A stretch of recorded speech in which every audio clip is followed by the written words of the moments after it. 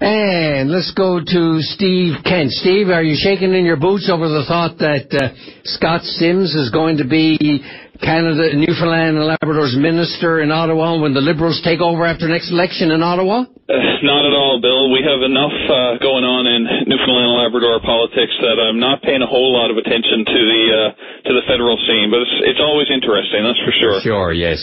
You can't be in politics without being interested by it all, even if it's a different party. But listen, that tweet, Megan just mentioned a tweet in my talk back that you're accusing Dale Kirby of misleading the people on education cuts. He's absolutely misleading the people on education cuts, and that's what prompted me to want to talk to you further about our budget this morning. Okay.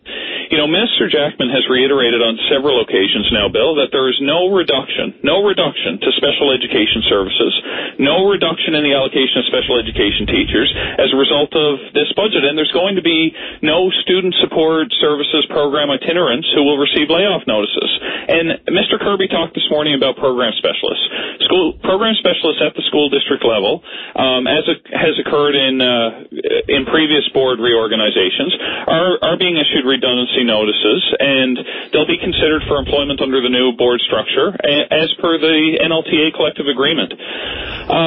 But what really matters here is that we've been able to maintain the critical cap on class size. Mm-hmm. We've been able to maintain the number of regular classroom teachers in our system. We have the best student-teacher ratio of any province in Canada, and we're investing $840 million this year in early childhood learning and the K-12 system, which includes work on new schools and planning for an extension on a school in my district, for instance, major renovations across the province.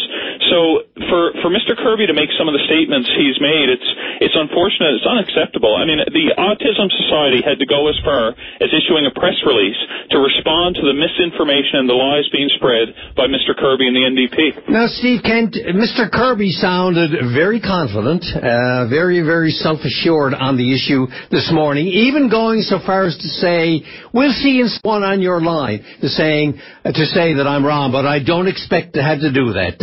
I don't know, Kent, I don't know the ins and outs of it. I don't know who's right, you or him, but it's strange that the facts don't emerge independently and people can't look at what's happened and say Dale Kirby is right or Mr. Minister is right or Steve Kent is right. I don't understand why there should be even this conflict. Well, I encourage people to go to our Autism Society's website and have a look at what they've had to write. We've gone as far, Bill, as offering Mr. Kirby a meeting. Minister Jackman and his officials have offered to meet with Mr. Kirby and explain the budget provisions so he won't be creating unnecessary anxiety for families and for teachers and for others, and he hasn't even responded to that request. Is this what you think the consequence of Mr. Kirby's actions might be, that he's causing unnecessary alarm and anxiety among families? Absolutely. We're receiving calls from parents of children with special needs who are concerned about some of the statements that are being made by the NDP, and we're assuring them that there's no changes to allocations to special education, no changes to supports for students with special needs, no changes to supports for inclusion, and Newfoundland and Labrador is going to continue to have the best pupil-teacher ratio of any province in Canada. So we've done everything possible to protect teachers and board staff who provide direct services to students in the classroom. And for Mr. Kirby to say anything other than that is absolutely misleading the public and causing stress and anxiety for families in this province.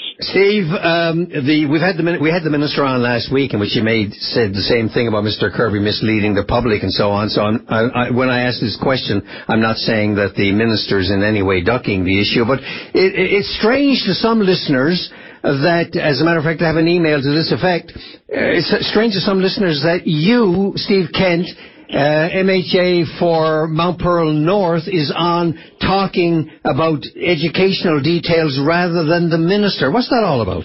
Well, the minister has made several statements, Bill. As you point out fairly, he's been on your show. Yes, he has. I live in a district adjacent to Mr. Kirby's. I live in this region. I'm talking to families that are affected by by some of the goings-on and some of the statements that have been made by Mr. Kirby and the NDP, and I feel it's important to respond. So as an MHA that represents lots of students, lots of teachers, lots of families, these are issues that I feel are important to weigh in on. All right. Well, thank you very much for doing so today, Steve Kent. These questions, you're not one bit embarrassed, nor should you be, about speaking out on all these issues concerning different government departments. It's almost as if the Premier has appointed you, you're well-spoken and articulate and knowledgeable, has designated you as the point man for the government.